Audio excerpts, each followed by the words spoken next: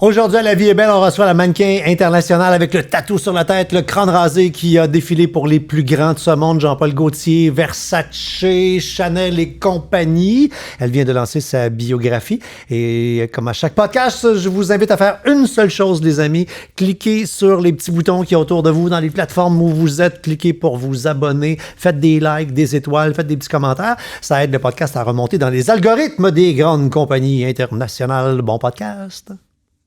Balado, épisode 8. Ève Salvaille. 3, 2, 1. Je m'appelle Ève Salvaille, je suis mannequin, DJ, chanteuse, animatrice télé, productrice de musique, productrice de vidéos, courtière à Wall Street, directrice de nightclub, actrice, animatrice, dessinatrice, coordonnatrice d'événements, designer de vêtements, conférencière et auteure. Mon nom est François Charon. Devant un verre de bulle, je rencontre des gens que j'aime et qui m'inspirent pour découvrir leur vraie couleur et ce qui les motive. Préparez-vous à du positif, car malgré les montagnes russes, l'objectif est de terminer ce podcast en disant « Ouais, la vie est belle ».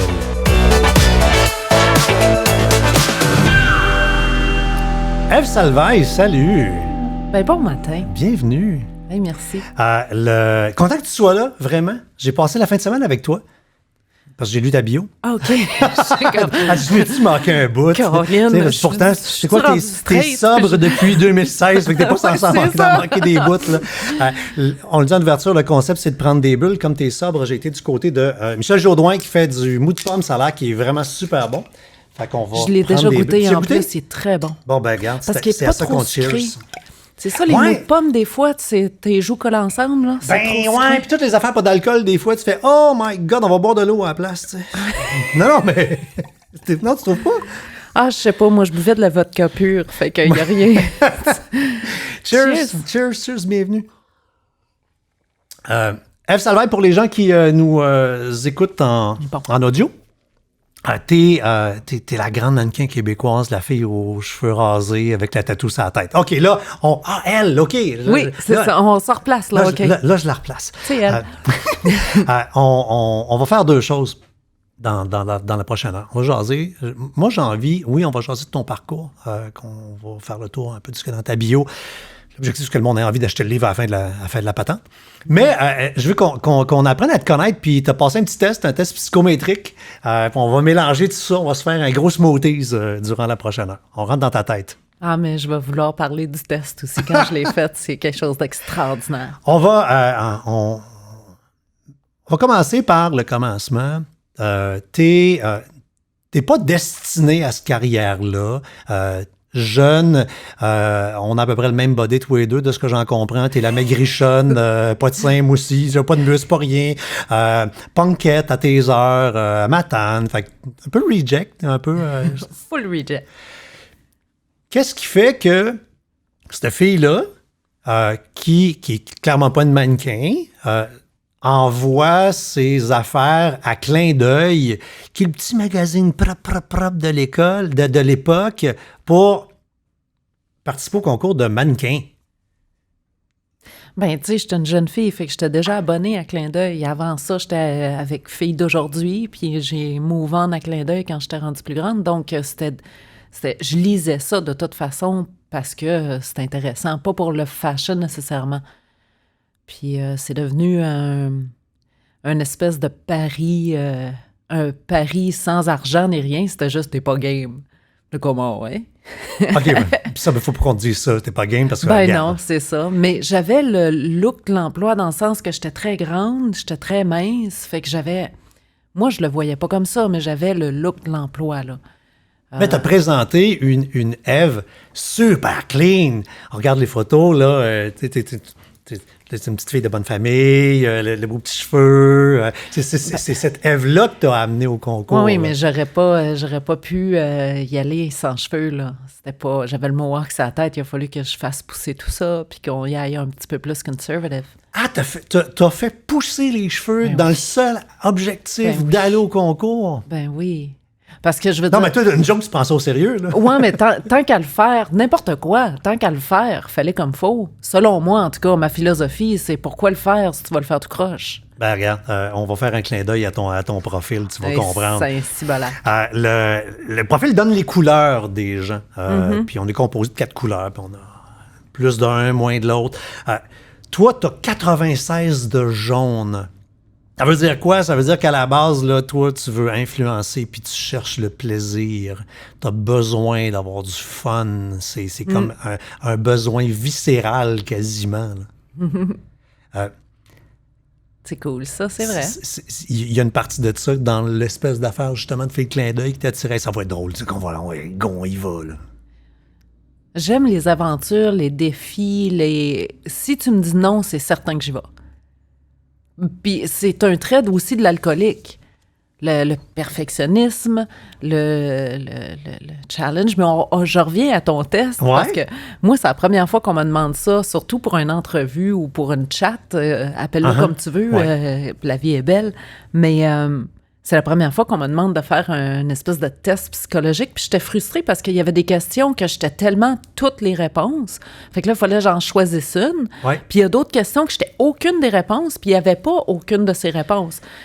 Fait que, puis il y a d'autres mots que c'est sûr que mon français est beaucoup, beaucoup, beaucoup meilleur qu'il était avant, mais encore, il y a des mots qui sont...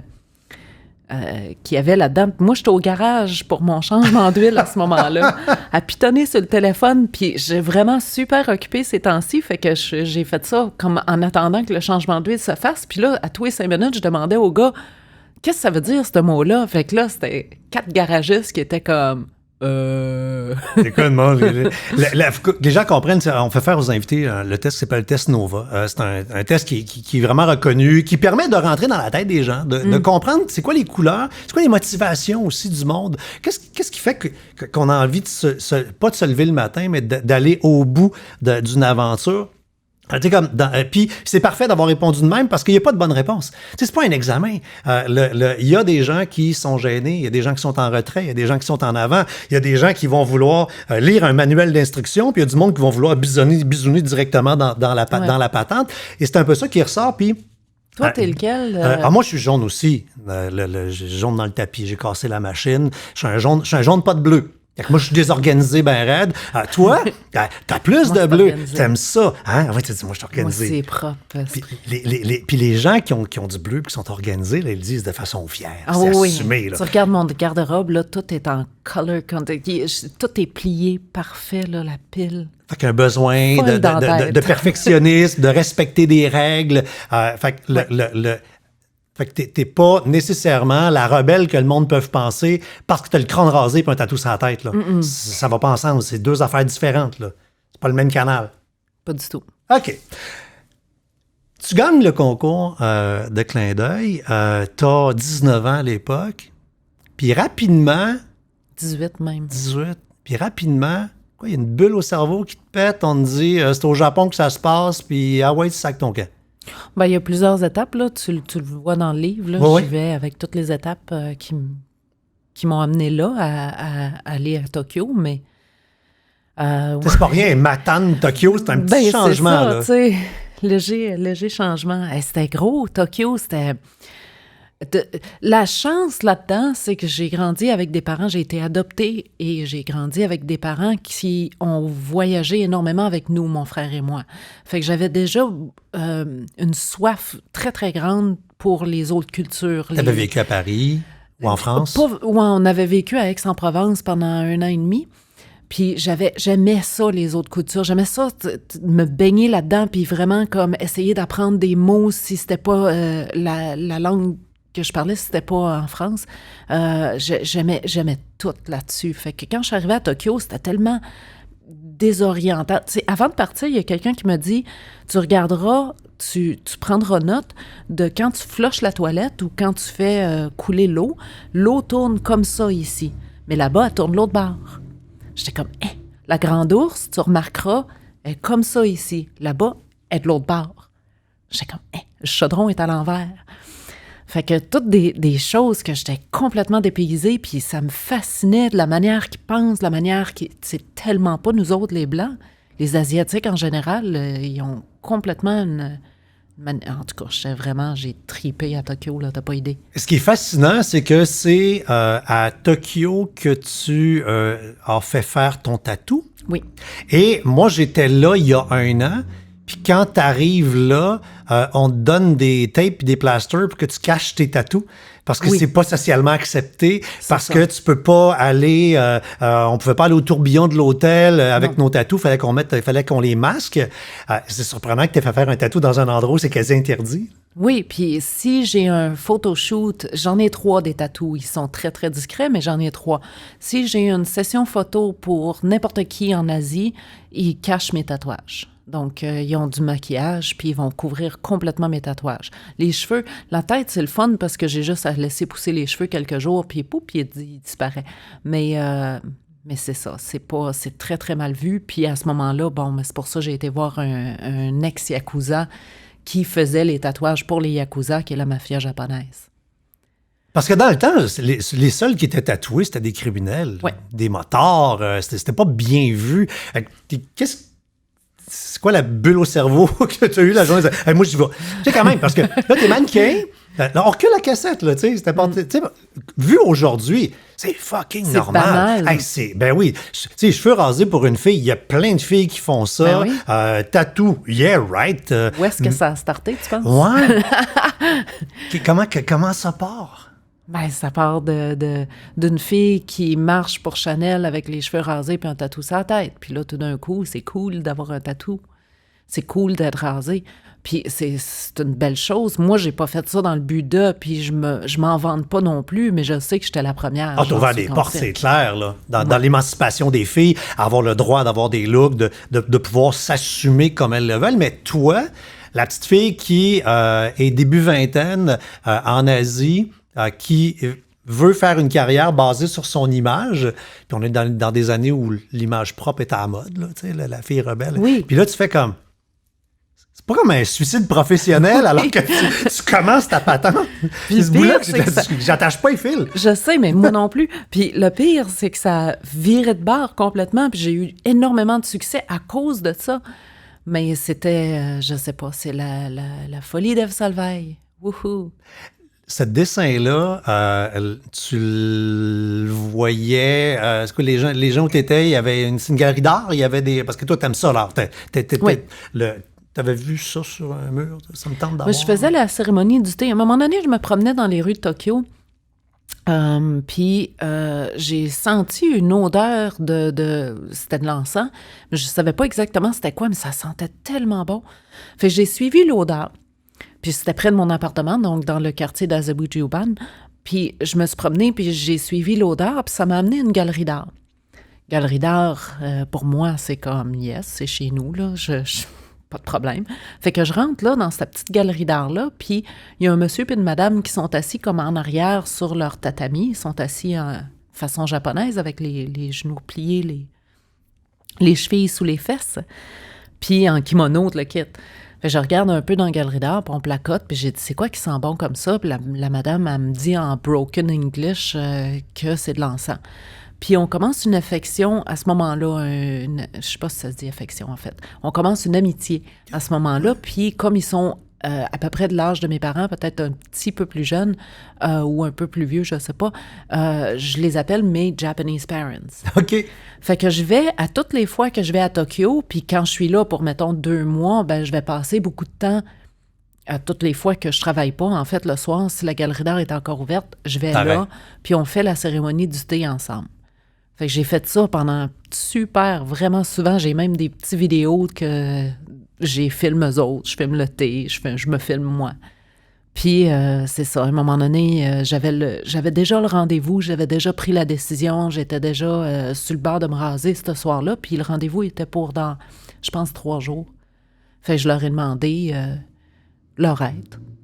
J'ai dit, je sais pas quoi faire. T'avais un rendez-vous pour te faire tatouer, mais tu savais pas quoi. J'avais aucune idée. Et c'est kamikaze rare, là. Non, mais écoute, le suicide, moi, c'est aimer les défis. Encore une chose que je pense que c'est un trait de l'alcoolique, pas juste...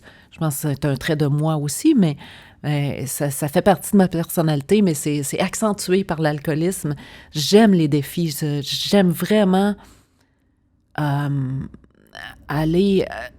je sais pas. J'aime l'idée que ça n'a jamais été fait avant.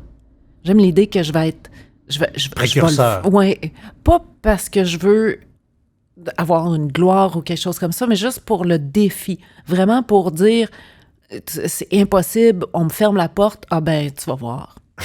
Donc, on est 2-3 jours avant, tu demandes à tes parents adoptifs, ton deuxième set de parents adoptifs, Oui, c'est ça. qu'est-ce que je vais me faire dessiner sur la tête? Mm-hmm. Puis là, ils ont pointé une image sur le mur. Oui, il y avait comme un rack de magazines et de livres, puis ils ont pointé ce magazine-là. Regarde. That's Puis, it. et c'est devenu ta signature. Puis là, ils ont regardé en dedans, c'est écrit en kanji parce que, c'est ça, je lis pas le japonais nécessairement. Fait qu'eux, ils ont regardé en dedans, puis ils ont fait une photocopie. Quand tu te fais tatouer, je sais pas si c'est encore comme ça, mais tu fais une photocopie, ils prennent la photocopie, ils revirent à l'envers, puis ils mettent quelque chose pour, tu sais, pour pouvoir suivre les lignes. Et eux, ils ont photocopié gros comme ça, parce que c'est comme ça que je le voulais. Moi, Tout petit. pas plus gros que ça, parce que je savais que ça allait faire mal. Pas folle, la fille. Puis eux, ils ont dit non, tu devrais le faire les mesures exactes de l'œuvre, la pièce en bronze. Au lieu de faire un petit 2 pouces comme c'était prévu, ah ouais, let's go, on y va. Là. Ben, eux autres, ils ont fait les deux parce que j'ai chialé. J'ai dit non, je le veux à 2 pouces. Ils ont dit, on va te faire une photocopie pareille, avec les mesures exactes de l'œuvre, puis pars avec ça. Puis je suis partie avec ça, puis je suis arrivée, puis j'ai poussé la 2 pouces beaucoup plus près du... J'étais comme, celle-là. Puis lui, il a dit, ben non, l'autre, regarde, la queue arrive en arrière parfaitement, la petite patte derrière l'oreille, la petite affaire en avant. Il dit, Okay, il faut go. qu'on fasse l'autre. Et la question qu'on m'a demandé de te demander, c'est ça fait-tu mal? Ben non, pas pantoute. Yes! Tu fou. Hey, non, mais moi, je suis femmelette. J'ai 2-3 petits tatous, puis je veux dire... Femmelette? Oui, femmelette, c'est une expression québécoise qui veut dire... Dans le sens laide? Non, j'ai facilement mal. Tu sais, femme.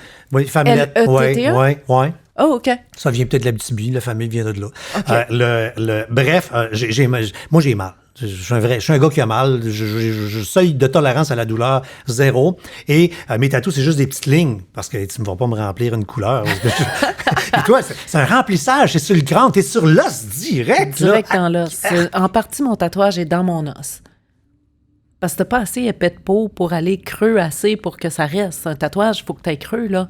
Tu t'en rends pas compte parce que toi, t'es Moi, dans c'est de la la viande. peau, là. Mais quand t'es sur un os, ben ça va dans l'os. Oui. J'ai une tolérance à la douleur vraiment excessivement élevée. Je suis capable d'en prendre vraiment beaucoup. Mais, astination que ça fait mal. Fait que là, tu te ramasses, t'es tatoué, t'es au Japon. Anecdote, c'est drôle quand tu racontes dans ton livre, t'es débarqué là, t'avais 350$ dans les poches, puis comme pas orienté, puis tu t'es ramassé dans un hôtel, t'as découvert qu'au Japon, ça coûtait à peu près ce que t'avais dans les poches pour dormir, là. Quelque chose. Là, tu t'es ramassé à l'autre bout du monde, première expérience en Asie. Tu sais, compter de même, c'est drôle, à 350$ dans les poches, ça coûte 345 la nuit, il te reste tout bien fucking 5$, t'es à l'autre bout du monde. Pour 2 là. mois, parce que mon billet de retour était dans 2 mois. J'étais censée passer 2 mois, là. J'ai dit, Christophe, j'ai 5$, pas de billet de retour, moi, là. Ah, c'est l'enfer. Le stress. Puis c'est ça, les anecdotes. Si je repense à toute ma carrière de mannequin, comme ma vie en général, les histoires que je raconte après coup, les histoires qui restent, puis que je raconte, c'est pas... J'ai fait le show de Jean-Paul Gaultier, ça a super bien été, j'ai eu du fun au bout. Ouais. Boring. Mais c'est ces moments-là où est-ce que t'es comme en panique, plus tard, tu vas en rire, mais là, sur le coup, tu veux brailler ta vie, qu'est-ce que je vais faire? Là, t'es en Asie, ça commence... Puis c'est pas là que ça se passe, hein, pour les mannequins. Il y a beaucoup de contrats qui se donnent là-bas. Oui, je conseillerais à tous les jeunes mannequins qui veulent commencer la carrière de mannequin d'aller là parce que c'est vraiment très, très bien encadré. Il n'y a pas de crime au Japon. Il n'y a pas de... C'est vrai? Oui, vraiment, il y a pas de crime à Tokyo, là. C'est pas... c'est vraiment... Une fois, j'avais vu un poster dans le métro qui était comme affiché avec des pins. Puis je l'ai vu, puis je le trouvais beau. J'ai dit, ça va être beau dans mon appartement. N'importe où ailleurs, il y a personne qui aurait rien dit. Le monsieur gendarme est venu, puis je parle un petit peu japonais, vraiment basic, là, mais quand même, j'ai compris ce qu'il me disait. Puis il me disait, Dame Dayo, tu peux pas prendre ça, là, tu peux pas faire ça. Le vol, ça n'a pas de... Une fois, j'ai vu un beau foulard de Hermès, je pense que c'était, qui avait, en partant au travail, qui était par terre. Je l'ai laissé là parce que c'était pas mon genre, mais... je suis partie au travail, puis quand je suis revenue, il était encore là. Les gens l'avaient pris, puis ils l'avaient mis sur le dessus du petit muret, tout bien étalé pour que la personne le voie. C'est un foulard rouge, donc on le voyait de loin. Mais c'était hyper respectueux, là. C'est fou, hein, comment c'est... Là, t'es là-bas, tu commences à faire le métier. Fais-nous la chronologie, parce que ça a roulé.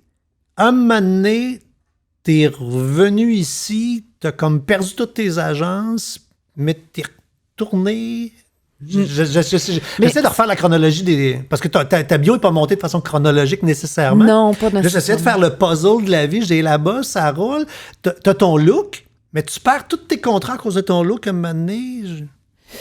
Ben, on l'a enlevé, ce petit bout-là, parce que c'était moins intéressant, disons.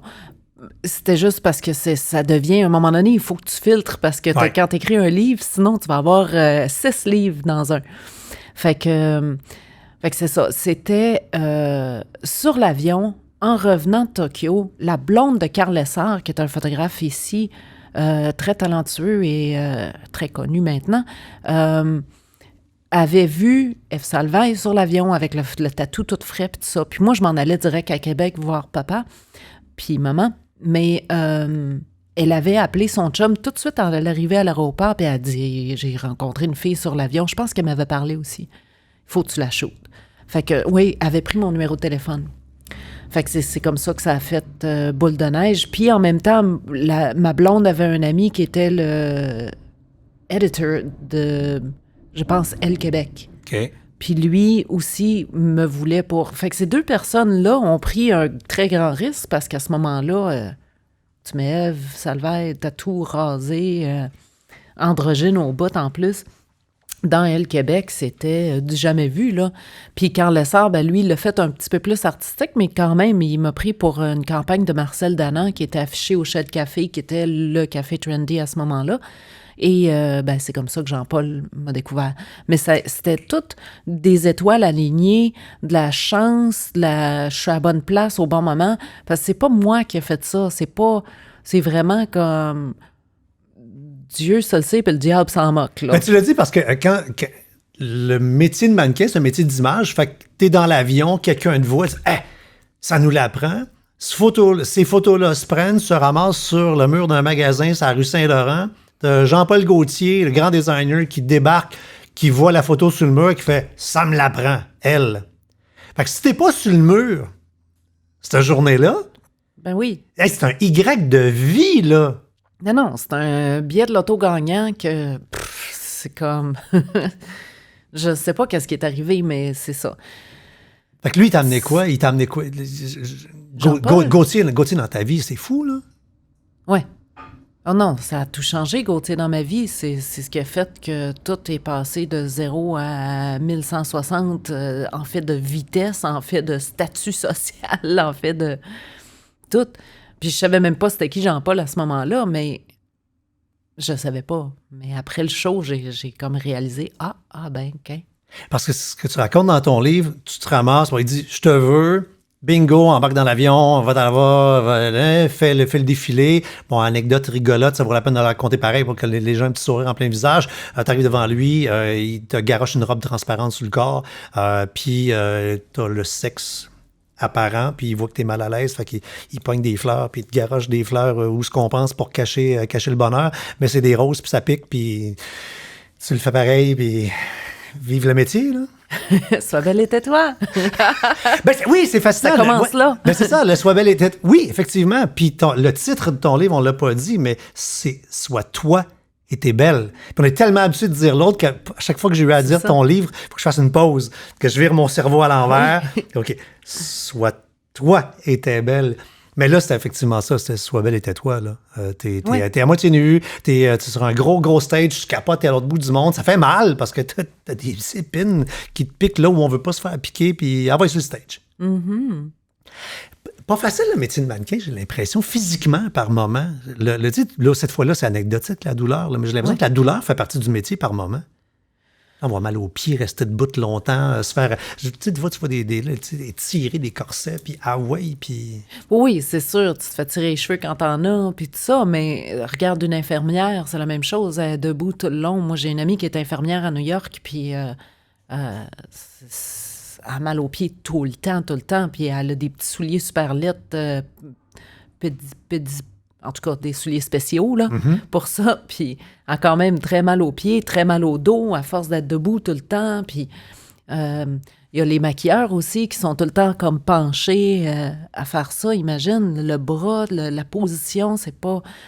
Ceux qui travaillent sur l'ordinateur aussi, même chose. Tout le temps avec la souris dans la même position, tout le temps assis. C'est tous des métiers qui sont pas nécessairement... ça a l'air bien glamour, là, mais on s'entend qu'il y a tout le temps un autre côté de la médaille. Ben, justement, le côté glamour, tu sais, on vous dit, hey, mannequin international, puis tu as roulé, tu as travaillé pour tout le monde, tu as voyagé. Comment ça se passe? C'est-tu le chauffeur, la limousine, Oui. les bons restaurants, les grands hôtels? C'est vraiment la grosse vie glam qu'on imagine? Là? Oui, monsieur. La grande suite, là, tu sais, que tu as un salon qui sert à rien. Oui, puis- exactement. Que tu te demandes, tabarouette, avec des fois les jobs, là, ça n'a pas d'allure. L'argent qu'ils mettent sur le talent, qui est moi, puis peut-être d'autres, tu peux sauver un petit pays de l'Afrique là, avec ça, là. Facile. C'est fou, hein? Puis tes valeurs sont testées à ce moment-là parce que moi, selon moi, je trouve ça aberrant de dépenser pour une nuit de party en tant que DJ. Je m'en vais là, puis j'en fais des parties qu'il y a des millions de dollars de dépenser pour une nuit, pour un party. Tu dis, Christy, c'est comme... Mais en même temps, c'est sûr que je suis là pour travailler puis je fais ma job, mais... ça teste. Ben, c'est sûr que ça te teste parce que je reviens au Nova qui dit c'est quoi nos motivations dans la vie.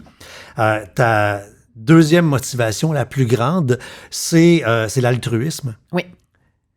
Fait que c'est sûr que si tu es une fille qui a le don de soi, l'envie de servir, d'aider les autres, d'arriver dans... Il y a une espèce de dichotomie, là, de te retrouver C'est dans de la superficialité, puis dans le cash, puis dans le champagne qui revole. Ben. Là, c'est quand même cool d'être dans le champagne qui revole. Mais... Qui ne veut pas être dans le champagne qui revole? Un peu de J'aime même- l'image. Oui. Puis oui, ça fait très photoshoot à part ça. là, Ah, tu sais, la bouteille qui vide, oui, absolument. Là. Bon, t'imagines, là, photographié sur ton profil huilé, tatoué. là. Exactement. Bon, il y a une directrice artistique en toi, clairement, là, qui est là. Et J'ai la pause puis tout, là. juste pour que les gens réalisent jusqu'à quel point on parlait justement du volet glamour, là, si tu fais un peu de name dropping, pour qui t'as travaillé? Pour qui t'as fait du runaway? Des photoshoots? Tout le monde, hein? Nomme-les.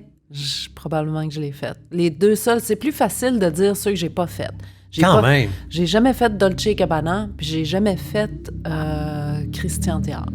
Qu'est-ce qui est cool là-dedans? De pas les faire, non. Non, de faire justement ce métier-là, de faire du runaway, de faire du... Tu sais, parce que les côtés plus sombres, négatifs, on y viendra, puis c'est pas évident sur une vie de faire ce métier-là nécessairement, mais qu'est-ce que toi, t'as aimé de ce job-là? T'aimes encore si t'en fais l'occasion? Là? J'étais dépaysée là-dedans parce que je suis juste une petite fille de Matane, puis je me vois vraiment comme ça à ce moment-là. Fait que j'arrive dans du grand glamour, puis maintenant, c'est différent, mais j'étais dépaysée avec ça. Puis c'est un monde très beau. Tout est beau. Tout le monde est beau. Les vêtements sont beaux. C'est tout le temps beau. C'est bizarre parce que c'est... Moi, avant ça, j'étais la petite pogne de Matane, toute dégueulasse, déchirée. Puis là, tout d'un coup, tout le monde est beau autour de moi. Partout où tu regardes, c'est comme « wow ». Ce que j'ai aimé le plus, qui m'a impressionné le plus au début, c'est en tant qu'homosexuel, il y avait des maudites belles filles qui se changeaient tout autour de moi tout le temps. T'étais dans la bonne chambre des joueurs. C'était vraiment le fun. Clairement, clairement. Puis tu dis maintenant, fièrement, ouvertement homosexuel, mais dans ton livre, tu racontes que il y a eu une dualité. Ça t'a pris du temps avant de faire comme « Hey, you're right, I'm gay, c'est ça que je suis. » là. Hey, c'était difficile. Pourquoi? C'était difficile. C'est juste une bataille intérieure parce que j'étais déjà très marginale, artistique, non, pas comme les autres, tatou sur la tête, rasé. Tout ce que je faisais, tout ce que j'étais jusque-là, c'était tout le temps hors de l'ordinaire. J'étais jamais pareil comme les autres. Je faisais jamais partie de la gang, là. Fait que là, tu disais, ah non, ça serait sur le Sunday, Hey, là, tu calvaire. veux-tu bien me lâcher patience? Là, elle rajoute alcoolique après ça. J'étais que tabarnouche. Ouais. Défoulez-vous. OK. Ben, on va faire un livre avant 50 ans. C'est ça. C'est l'histoire de l'affaire, tu sais. On imagine que de travailler pour du monde qui met autant de cash sur un événement. Puis moi, je suis amateur de shows de mode que je regarde sur YouTube. La préparation des défilés Chanel à Paris. Ils construisent des buildings pour le défilé qui va durer 20 minutes. Fait que c'est des mois de préparation, des millions de dollars. Fait que vous autres, c'est sûr que vous devez sentir une pression de « Garde, cette 15 minutes-là, ça va marcher, puis ça va marcher droite. » Puis non, tu sens pas cette pression-là, toi? Pas du tout. Mais c'est comme...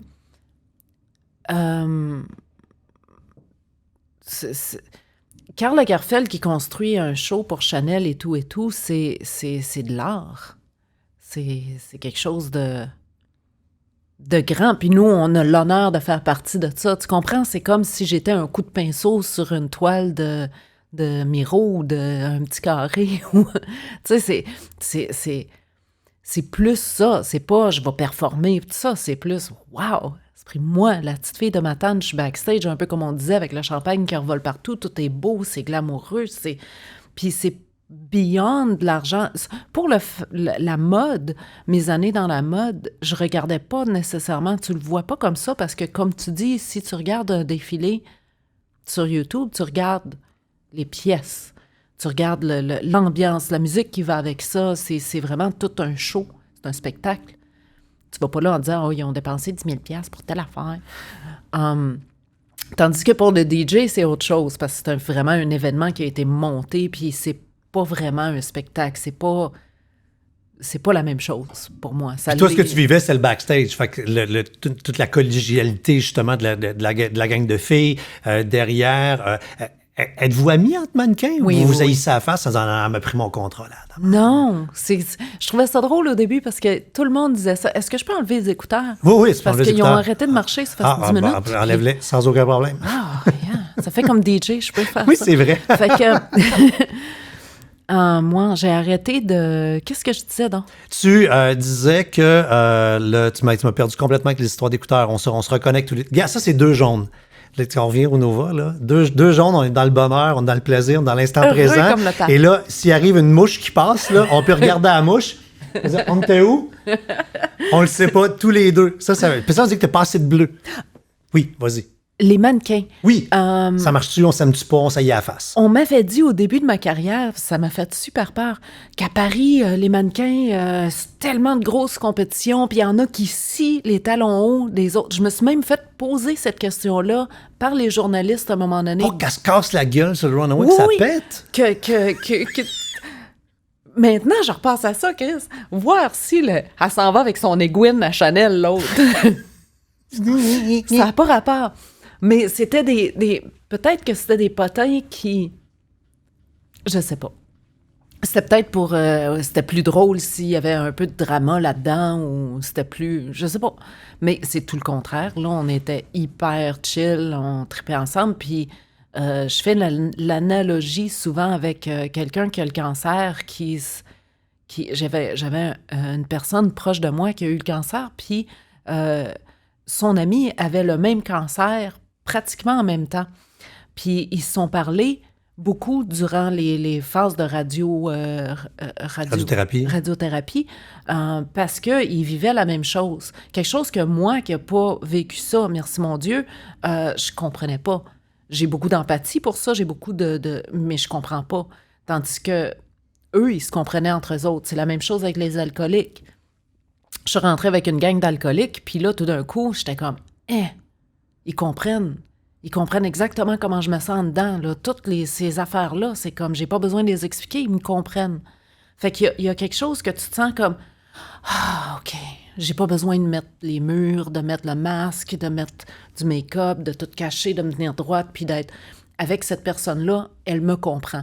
Fait que la mannequin, ben c'est la même chose que toi, si tu rencontres quelqu'un qui te ressemble beaucoup, comme un jaune, Bon, oui. on a ça. Tout de suite, on se retrouve là-dedans. Tu parlais de ton jaune d'être mannequin. Un jaune, ça recherche le plaisir. Régulièrement dans ton livre, tu reviens sur le mot clown parce que tu te décris comme une mannequin qui a été clown à l'occasion. Fait que t'étais la rebelle sur le Runaway qui suivait pas il fallait que t'arrêtes là, puis que tu fasses ça, puis tu... Non. T'es pas très contrôlable. Non. C'est vrai, hein? Wow. J'avais jamais pensé à ça de même. Sur certaines choses, je le suis, mais pas sur ça. Non, c'était comme... Attends, là, on vient de dire, là, tu sais, ils mettent énormément d'argent, c'est leur grosse affaire, ça a coûté 1 million, puis ah ouais, la tatouée de matin, elle... Pauvres autres. Qu'est-ce qu'ils ont dit se pogner à la tête à 2 mains? Qu'est-ce que j'ai fait, là? Ève Clown dans un défilé, c'est quoi?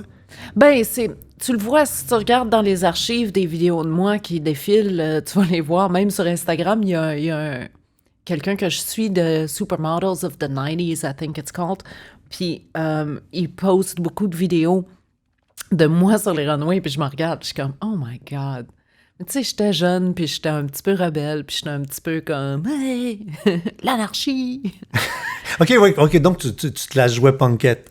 Oui, je la jouais punkette, je la jouais, c'était juste drôle, là. Je faisais rien de méchant, ni de laid, ni de qui ruinait la parade de mode, là. T'étais l'épice. Hein? Oui, c'est ça, j'étais très épicée, disons. Il y a une partie où la carrière roule, un moment donné, pause pas volontaire, mais toujours, je te dis, où tu sembles perdre tes agents au Japon puis au Québec en même temps.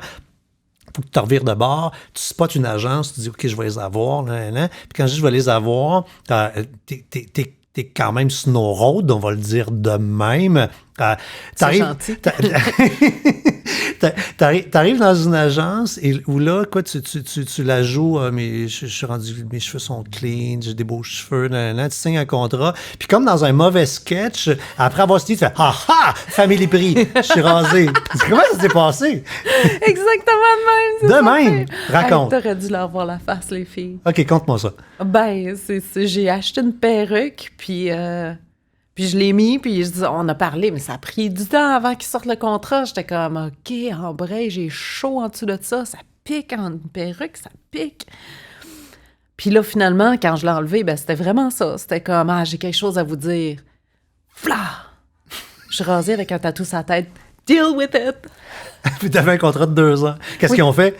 Ben, en fait, il y avait 2 choix, eux autres. Ils auraient pu me mettre à accumuler de la poussière sur leur mur puis that's it, là. Mais non, ils ont poussé, ils ont fait... je sais pas qu'est-ce qu'ils ont fait exactement. J'étais pas à l'agence, mais tu vois, j'ai travaillé tout de suite après, donc ils ont quand même travaillé pour moi. Puis je me rappelle, quand ils m'ont appelé pour Jean-Paul Gaultier, il était tellement excité, là. C'est « Jean-Paul te veut! » J'étais « C'est qui, lui? » C'est quand, ça, là? D'ailleurs, moi, j'ai pas la mémoire des noms. Je rêve de vivre dans une société Price is Right où tout le monde a un petit collant avec leur nom. Oh, j'aimerais ça. Et toi, tu reconnais pas le monde. C'est un signe. On en voit beaucoup dans ta bio. Puis je suis sûr qu'il y a plein d'autres exemples que tu n'as pas mis dans ta bio. Tu te ramasses à New York, t'es chumé avec un gars, t'as du fun avec, un soir, tu vas le voir en show, puis là, tu rentres dans backstage, puis tu vas voir, puis t'as ton jaune qui ressort. « Hey, les gens t'aiment, c'est bien le fun! » Avec qui t'es? Non, j'ai dit « You are so famous! » C'était lui? Oui! Bryan Adams, man. Fait que toi, t'es chum avec Bryan Adams. Il rit encore de moi, là, à chaque fois que je le vois, puis on est vraiment chum, là. Fait que toi, comment t'es devenu ami avec lui? Ben, on a fait le shoot pour Made in Canada. C'était un livre pour dont lui est photographe maintenant, dont les comment on dit les fonds, merci, allaient au cancer du sein. OK, fait que toi, c'est un photographe que tu rencontres. Fait que c'est un photographe. Puis mon agent m'avait dit, tu sais c'est qui? Puis j'ai dit non. Puis là, il avait l'air tellement déçu ben, il est Canadien comme toi, tu sais, Bryan Adams. Oh oui, je sais que... Oui, ben oui, Bryan Adams. Excuse, j'avais mal compris. Aucune fucking idée. Fait que tu fais une photo juste avec, ça clique. Vous avez du fun, vous devenez buddy, chummy, il t'invite à avoir un show un soir. Tu fais, ben, tu sais qu'on a tous des amis. Je vais l'aider, je vais aller à son show, pauvre petit, il vient à New York. Okay. Non, mais ben vraiment, oui, vrai, moi, je faisais une faveur, là. Je vais le supporter, pauvre petit chou, tout seul à son show, il n'y a pas d'amis. Puis là, t'as bien vu qu'il y a 2-3 personnes qui l'haïssaient pas, tu sais.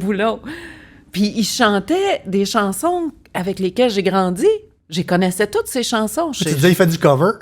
Oui, ben non, mais j'étais comme, c'est lui, ça. Là, j'ai mis les deux personnages en même. Tu sais, je connaissais le chanteur, je connaissais Bryan. Ouais. Je savais pas que c'était la même personne, moi. C'est drôle. Cocotte. Il rit encore de moi de ça. C'est très comique. À travers le métier, vient à un moment donné, tranquillement, puis je me demande, il est où le début de la faille? Parce que clairement, il y a eu une faille qui t'a amené à consommer.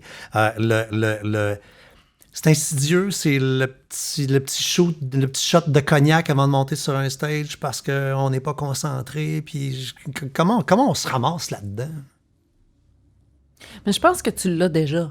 L'alcoolisme, la dépendance aux drogues, la dépendance en général, excuse, j'ai quelque chose dans l'œil. On l'a déjà. T'es né avec. Ah ouais? Moi, je pense. C'est comme être gay. Je suis né avec. Je suis né gay. Que je le voulais pas. J'étais pas d'accord avec ça pantoute, là. Je me suis dit non. Non? Non. Mais l'alcoolisme, ça prend plus de temps à dire non. Ouais, ben parce c'est juste que j'avais pas trouvé ma substance de choix. Fait que à travers ma vie, j'ai consommé, j'ai été capable d'arrêter. Un peu avec les jointures blanchies un peu, parce que c'était tough, mais j'étais capable. Mais quand j'ai rencontré mon amoureuse, la substance de choix, qui est la vodka, là, par exemple, non. L'alcool, en général, je peux pas gagner cette bataille-là. C'est fascinant parce que j'ai l'impression qu'il y a beaucoup de filles. C'est con, j'ai pensé que c'est le drink des filles. Il y a beaucoup de filles qui sont sur la vodka. Je sais pas pourquoi, c'est un flash, là, mais j'ai des gens en tête. Fait que toi, tu... Pour moins de filles, c'est la bière. Moi, je buvais de la bière. Et la vodka a ceci d'insidieux, c'est que de ce que j'ai jamais fait le test, mais moi, ce qu'on m'a dit, c'est que si tu buvais de la vodka, tu sens pas. Tu sens pas. Tu sens pas. Ben, ça, je l'ai su plus tard, mais ouais. OK, parce qu'il y en a qui c'est stratégique. Il y a des alcooliques qui boivent volontairement de la vodka en disant ça paraîtra pas parce que tu peux boire ça à job, tu peux boire avant d'embrasser ton chum, ta blonde, et ça paraît pas parce que l'alcool sent pas. Mais toi, c'était ton élixir. Moi, c'est juste, je n'ai bu une, puis that's it, c'était pas assez. Mais à un moment donné, tu sais, dans ton livre, tu dis je réalisais à quel point je buvais quand je sortais mon recyclage. Ah, c'est pris. Ce qui devait en avoir. Mon ennemi numéro 1. Ben je buvais une bouteille par jour. Ça veut dire qu'une fois par semaine, là, tu avais une photo qui dit regarde la grande. Mais c'est parce que j'étais mariée à ce moment-là. Puis ma femme, elle me disait tout le temps, là, tu vas pas boire, on va arrêter de boire pendant une semaine, on va arrêter de boire pendant un mois, papa. Puis j'étais pas de problème, chérie, oui. Ah ouais? J'ai des bouteilles cachées partout, m'en foutais. C'est fou, hein? Fait que dès que j'allais prendre ma douche, dès que tu sais, dans mon bureau, j'en avais, là. Dans la toilette d'en haut, dans la toilette d'en bas, esprit, il y en avait partout. Puis la seule preuve de ça, c'était le sac de recyclage. Que tu devais sortir en cachette? Que tu prends, puis que ça fait cling, cling, cling, cling, cling, parce que tu sors pas ton sac de recyclage à tous les semaines. On s'entend, une personne normale, tu le sors à quoi? Bon, peut-être aux 2 semaines, au mois, dépendamment. Mais là, moi, il était plein tout de suite, là. En une semaine, c'était gling, gling, gling, là. Il y avait les preuves tangibles que j'avais bu, puis que personne ne le savait, là. Puis là, si tu dis, Minou, j'arrête de boire cette semaine, ça veut dire qu'en plus de cacher les pleines, il faut que tu caches les vides. Ben, c'est les vides. Les pleines, il n'y a pas de problème. Ça, je les cachais sans problème. Mais c'est les vides, après, qu'est-ce que je fais avec? Uh-huh. Tu sais, Parce tu que peux c'est la pas- preuve, là. Ben, c'est Si t'as ça. 3 bouteilles vides, C'est je ça. peux te dire, tu en as bu 3. C'est l'arme, l'objet contondant. Fait que c'est une preuve tangible. Fait que j'en avais, j'ai caché dans mon auto, j'ai caché dans le bac à recyclage du voisin, dans le sac de poubelle, une ici, une là, une ici. C'est sûr que si j'allais à quelque part, j'arrêtais une poubelle, tu sais, au feu rouge, t'es le proche d'une poubelle. Hey, c'est de la gestion. Hein. C'est C'est épuisant, une là. job à plein temps. Je devrais être payé pour ça. Ben là, ils vont faire bientôt la consigne. Fait que t'aurais été payé au moins 5-10 cents de la bouteille. Tu sais. Maudine de Caroline, maudine. t'aurais fait ça de plus dans tes REER. Je vais recommencer à boire. On parle de tes amours. C'est doux, ça, hein? C'est en velours, sont tellement confortables, Mais ces je sofas-là. déteste là. le velours, normalement. Ah ouais? Mais J'haïs pour mourir la texture du... Mais celle-là, là, je la toucherais, là. Puis moi, j'haïs la couleur, puis j'ai acheté des sofas verts. Je les adore. Ils sont vraiment extraordinaires. Le... Puis regarde, ça match avec mon enfant. Avec ton manteau, Caroline. On Là, est fashion, si vous êtes mais on en est pas. audio, là, garagez-vous sur YouTube. venez Non, non, regarder il faut que là, vous voyez quand ça, même. là, quand même. Je suis plus belle qu'intéressante à voix, là. Les élixirs ont, malgré toi, fait partie de ta vie quand même pas mal. Puis là, je fais un croche sur les amours. Dans ta bio, tu parles, et puis là, j'ai pas réussi à détacher, à savoir c'était-tu une ou deux ou trois blondes là, dans les années de métier, mais t'as eu des blondes qui consommaient, tu consommais-tu toi aussi en même temps? Ça t'a-tu amené ou non?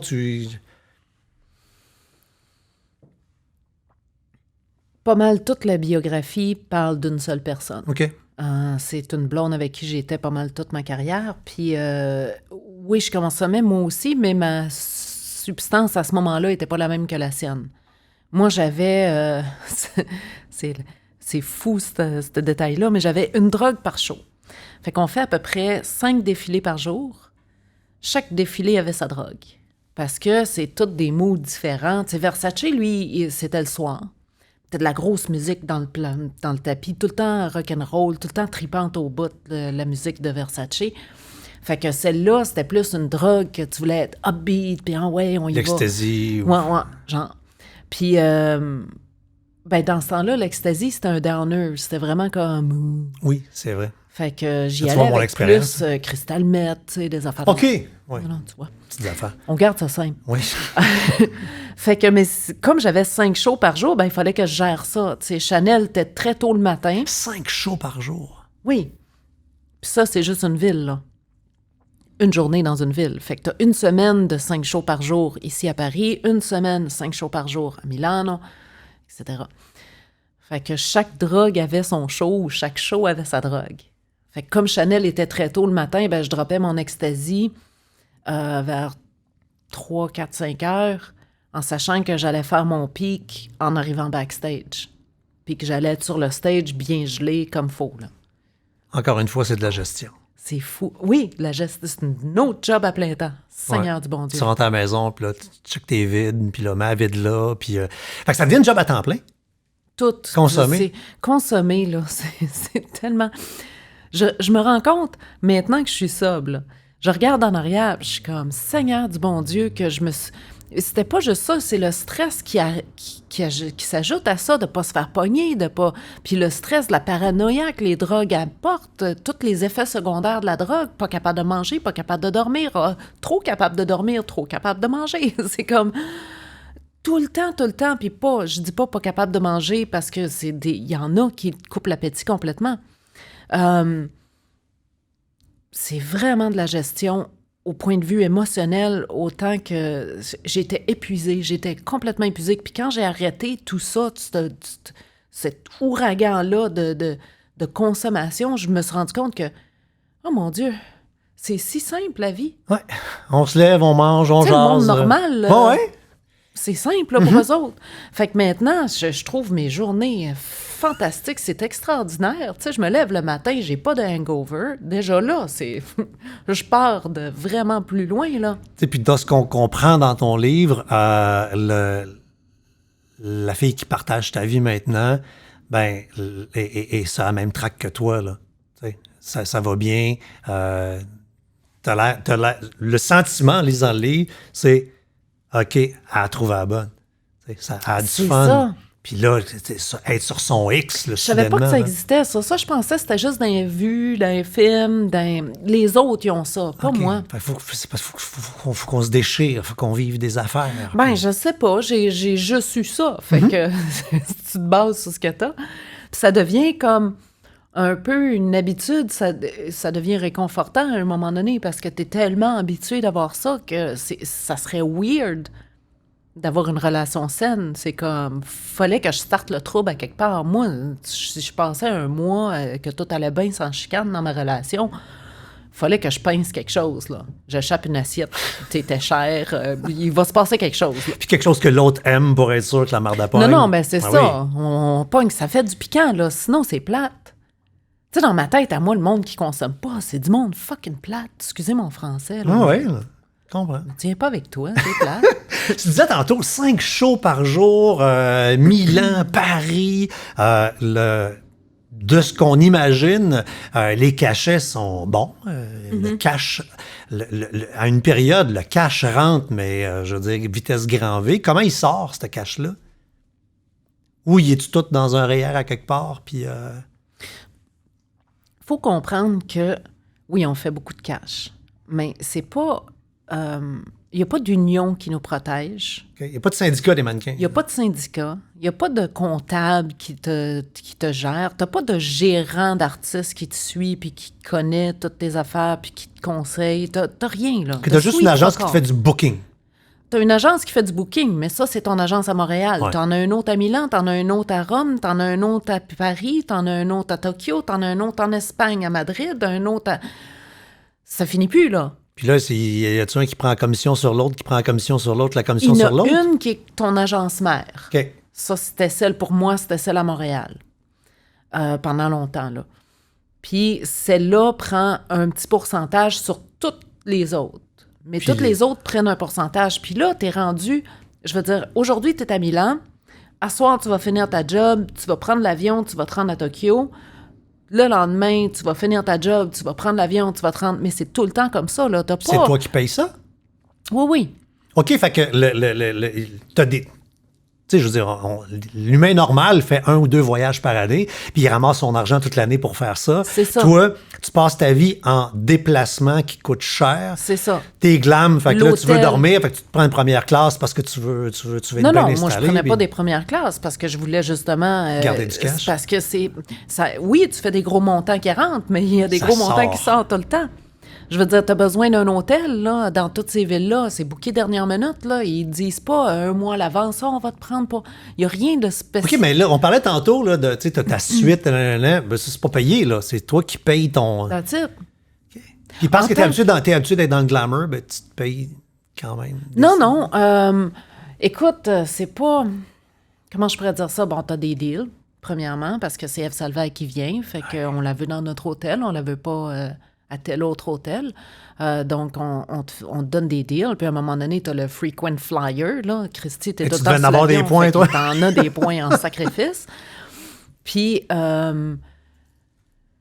Qu'est-ce que je voulais dire? Moi, je prenais des Airbnb parce que les hôtels, c'est froid. Je trouve ça froid. Moi, je m'en fous là, de l'hôtel. Si c'est sûr que je veux que ça soit propre, puis je veux pas que ça... Mais les hôtels, il faut aussi que ça soit assez proche des studios, de l'aéroport, de quelque chose où est-ce que tu t'en vas parce que tu n'as tellement pas le temps que... On s'en fout à l'hôtel. Tu vas rester là 2 minutes. Du moment qu'il n'y a pas de punaise de lit, là, t'es bien heureux. Oui. Tu vas être là... si t'as le luxe de pouvoir prendre une douche, t'es fucking... Hey, souvent, là, j'avais pas le temps d'aller à la pharmacie acheter les lingettes pour me démaquiller, donc je prenais du Scott Towel sur le shoot, puis de la crème pour le corps, du zinc au fax, là. C'est tellement moins glamour que Non, de faire c'est la ça. tournée. Là. Tout le monde qui ont eu à faire la tournée disent toute la même affaire. Ben oui. Quelle vie, là. Ça n'a pas d'allure, mais les gens s'imaginent que tout est beau comme ce qu'on voit durant la seconde, Ouais. le 20 minutes du fashion show. Après ça, c'est de la... On a un point commun. Nos mères biologiques nous ont eu très jeunes et nous ont déposés dans une crèche à Québec. J'ai été en même classe 3 ans avant toi. Ben, voyons donc, toi. Ouais. Puis, on avait... On a eu tous les deux la même frustration de ne pas connaître notre ascendant. Moi, l'affaire qui m'a fait le plus chier d'être adopté, c'est de ne pas avoir mon heure de naissance. Puis je tripe sur l'astrologie, fait que je connaissais pas mon ascendant. Là, tu sais. Fait que, non. J'ai trouvé la bio, mais on n'est pas capable de retrouver l'heure. Fait que, regarde, oublie ça, j'ai pas mon ascendant. Fait que, mais, cette relation-là avec l'adoption, tu l'as dit tantôt, tu sembles avoir eu des parents adoptifs extraordinaires qui ont tout fait pour toi. Puis, mais malgré tout, ça crée un vide, puis tu avais ce besoin-là de trouver ta mère. Tu l'as trouvé dans le milieu de la vingtaine, meeting d'une minivan. C'est quoi ça? Meeting de minivan. Ben, c'est moi qui ai choisi ça parce que j'arrivais puis je voulais pas, tu sais... J'étais dans une chambre d'hôtel à Montréal pour les 5 minutes que j'étais là pour la rencontrer. Fait que je me suis dit, je l'amène-tu à la chambre d'hôtel? C'est comme... Ça fait... Fait qu'on a été manger, puis après ça, on a décidé qu'on voulait passer plus de temps ensemble. Fait que j'étais dans une minivan à ce moment-là. C'est le véhicule que j'avais là. Fait que c'est juste que, tu sais, des moments comme ça, puis j'en parle avec 9/11, avec le 11 septembre, on se rappelle très, très bien de tous les détails. C'est des moments qui sont très, très... Toi, quand tu as rencontré ta mère, tu t'en rappelles, tu vas toujours te rappeler de... Moi, la différence, c'est ma tante, je l'ai su plus tard. Fait que je la connaissais, je l'ai tout le temps connue. Fait que ça, c'est pas pareil, là. Mais c'était la sœur de ma mère qui a eu un enfant jeune. Fait que ça n'a pas été la... Je sais pas c'est quoi, moi, arriver devant une étrangère puis faire comme... Ah, non, moi, c'est elle, je la connais depuis toujours. Fait que, tu sais... Et je savais que j'étais adopté. Mais moi, au contraire à toi, je voulais rien savoir. Je voulais pas savoir qui était maman parce que Fait que moi, il a fallu qu'on me travaille pour dire, ben, ta mère, elle aimerait vraiment, vraiment ça te voir. Puis là, je veux pas. Mais elle te connaît. Fait que là, tu fais, bon, Chris, j'ai pas le choix, c'est qui? C'est elle. Bon, tu sais, mais Delete tous les amis Facebook. Ça n'existait pas dans le temps. Mais toi, comment tu t'es senti quand t'es arrivé devant elle? On a-tu une espèce de... comme si la lumière arrive du ciel, puis tu fais comme... Non, puis il y avait toutes des procédures qui duraient 1 an, là, parce que les dossiers des années 70 étaient fermés, puis le CLSC devait faire partie du processus. Donc, j'avais déjà vu des photos, je savais un peu de quoi avait l'air. Mais non, j'étais gênée, mal à l'aise, elle aussi était gênée, mal à l'aise, puis je voulais pas non plus la rencontrer au tout début. C'est ma mère adoptive qui me dit peut-être qu'elle pourrait mourir demain, puis tu vas toujours regretter de ne pas l'avoir rencontrée. Puis je suis contente de l'avoir rencontrée. Là, je l'ai appelée hier. Elle est tellement cute. Mon mère. Ouais. Ça fait... L'œil change quand tu en parles et l'œil s'illumine. C'est de rencontrer tes racines. C'est comme, il n'y a pas... Il n'y a aucune autre personne qui est comme ma mère biologique. Puis la même chose avec mon père. Tu parles de ton père... il y a probablement beaucoup de lui dans le fait que tu aies fait la carrière, parce que ton papa, c'est un photographe. Puis, tu as passé ton enfance à t'amuser avec papa, à prendre des photos. Fait que probablement qu'il y a une bonne partie du fait que toi, tu arrives devant une caméra, puis ça opère. Il doit y avoir quelque chose qui vient de là, c'est comme rien. Mais c'est sûr que c'est de la pratique qu'on a faite, papa et moi. Mais à quelque part, c'est ce que j'explique dans le livre, c'est que mon frère a fait tout autant de photos que moi. Puis c'est pas son... Il n'y a pas cette espèce de magie-là entre l'objectif puis mon frère comme moi. Je le sens quand tu as une caméra. Vraiment, là, je le sens, je sais où elle est. C'est inné, là. Je sais que la lumière vient de là, puis je sais que si je fais ça, ben il y a plus d'ombre, puis il y a telle affaire, puis là, la caméra est là. OK, t'es consciente en 360 degrés. Là, mais c'est tout le temps. C'est tout le temps comme ça, mais c'est pas voulu. Mais tu sais, je parlais à quelqu'un qui était... mettons, prenons toi. Je sais pas, toi, qu'est-ce que tu voulais faire quand tu étais jeune? Moi, je voulais faire animateur de radio. Ben je voilà. regardais les haut-parleurs. Mais la plupart des gens sont comme ça. Ouais. Vous le savez, dès un jeune âge, c'est ça que je vais faire. Puis toute la vie est basée sur ça. Moi, loin de mes pensées d'être mannequin là, dans la vie. Sauf que c'était là déjà. Maintenant, je regarde en arrière puis je le vois, c'était tout là. Tous les ingrédients étaient là pour faire le pain aux bananes. Il manquait juste que je regarde la recette puis que je le fasse. Je comprends. Et ce qui m'a fait rire dans le livre, tu dis que les deux... C'est pas ça, là. Je vais revenir après. Je rephrase. Les drag queens ont été importantes dans ton processus. Tu t'inspirais d'elles. Hein? Tu as eu la chance, et là, je te jalouse profondément, de rencontrer RuPaul en personne. Puis la fin, c'est que tu as rencontré RuPaul en drag. Puis j'en fais une bonne lecture que tu as du fun, du trip. Puis là, Ru te dit, viens à la maison. T'arrives à la maison, puis tu vois ce grand gaillard-là qui a l'air d'un joueur de football qui est super grand. Puis butch. Il est quand même butch, Ru, là. Puis t'as gelé parce que là, écoute, démaquillé, c'était comme si c'était... Oui. C'est capoté, hein? Puis c'était pas à la maison parce qu'on était dans un hôtel encore. Toutes les deux, on voyageait.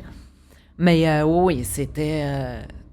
ça m'a pris du temps. On s'est parlé, tu sais. Il est venu, on lui parlait. Haha, hihi. Je dis, il connaît mon nom, OK. Je le connais de où, lui? Parce que là, il est en gars. Ah oui? Lui, il a toujours les mêmes yeux, qu'il soit maquillé ou pas maquillé, là. Oui, mais c'est pas pareil. Toi, tu changes pas, là. Oui, mais c'est pas pareil. Clair, hein? Parce que maintenant, on est habitué, là, avec en ligne, on est capable de voir tout le monde. On les a toutes vus quand ils étaient jeunes, quand ils étaient ci, quand ils étaient ça. On le sait, là.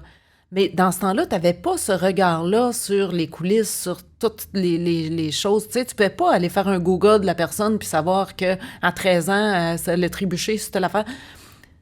Tu n'as aucune information, là. Fait que cette personne-là, je la connaissais très bien en tant que RuPaul. Mais en tant que lui-même, non. C'était drôle. Ça m'a pris 2-3 minutes à m'habituer à y parler, puis j'étais comme « Ah, c'est weird. C'est vraiment weird. » Beaucoup de gens, pendant la pandémie, ont fait du pain aux bananes, ont décidé de faire du jardinage. Toi, c'est là que tu as décidé de dire « OK, je me pose, je me dépose ». C'est quoi l'élément déclencheur pour dire « OK, j'écris ma vie ». Non, ça a été fait... La pandémie est arrivée pendant que j'écrivais déjà. Okay. J'ai commencé à écrire... Mon Dieu, quand est-ce? L'hiver, là. Au début de l'hiver, je pense, l'automne ou l'hiver. Mais ça fait longtemps que je voulais l'écrire parce que je trouvais ça intéressant comme histoire avec l'adoption, puis tout ce qui s'est passé, puis tout ça. Puis je trouvais ça intéressant de dévoiler qu'est-ce qui se passe en coulisses, backstage des shows et tout ça. Parce que je trouve que ça n'a pas été vraiment raconté tant que ça. Fait que c'est ça. Ça, c'était au départ, c'était là. Mais je me disais, je suis trop jeune, j'ai rien à raconter, c'est pas intéressant, blablabla. Ben non. Mais non, c'est sûr, tu sais. L'autre, c'est plus intéressant. Lui ou elle, là. Alors que, comme tu disais en l'écrivant, tu dis je pourrais faire 6 livres, là, tu sais. Si tu te condenses pas, que Ben, tu... c'est ça. Jusqu'à quel point c'est une thérapie de faire ça? C'est très thérapeutique. Tu devrais le faire. Tout le monde devrait le faire. C'est vraiment extraordinaire parce qu'il y a des choses que je connaissais pas de mon enfance qui ont été comme « c'est pour ça que j'agis comme ça quand... » Puis dont les souliers, là, que j'enlève mes souliers tout le temps, c'est expliqué par mon père. Puis j'avais aucune idée c'était pour ça, mais je fais vraiment ça tout le temps, là. Ouais, t'avais eu un problème au pied, puis on t'avait recommandé de marcher dans le sable pour aider. Et même en théorie, tu devrais même pas porter de souliers, puis toi qui as passé ta vie en talons hauts, là, c'est particulier quand même. C'est capoté, hein? Moi, ce qui m'a beaucoup marqué vers la fin du livre, puis je vais te demander de le lire, parce que ça, en voyant le livre, je me suis dit, j'aimerais ça terminer le podcast en l'entendant dire ce qu'elle disait. Je te donne la petite feuille. Je vais faire le livre audio. Ah oui, tu vas faire le livre audio. Oh, j'étais tellement contente. Ah, c'est sûr. Ben oui, c'est pas pareil. Quand la personne qui a écrit les lignes les dit, c'est tellement autre chose. Et je vois là un statement d'une fille qui a fait son 360, qui s'est assis et qui a envie de dire vers la fin du livre, je t'invite à lire ce qui est là. Je m'appelle Ève Salvaille, je suis mannequin, DJ, chanteuse, animatrice télé, productrice de musique, productrice de vidéos, courtière à Wall Street, directrice de nightclub, actrice, animatrice, dessinatrice, coordonnatrice d'événements, et c'est bien des tristes, ça, designer de vêtements, conférencière et auteur. Wow. Quand même, hein? Fait que ça valait la peine de faire un livre. Il y avait de la matière. Bouf, écoute. Ah, regarde-la! Je demande à mes invités de terminer en disant le nom du podcast parce que je pense qu'intrinsèquement, ils ont envie de dire cette belle phrase-là. Et après avoir lu la liste de tout ce que tu es et avoir le pétillant que tu as dans l'œil, je sens que tu le penses profondément. Alors, Ève... La vie est belle. Regarde si on est jaune. C'était La vie est belle. À la prochaine.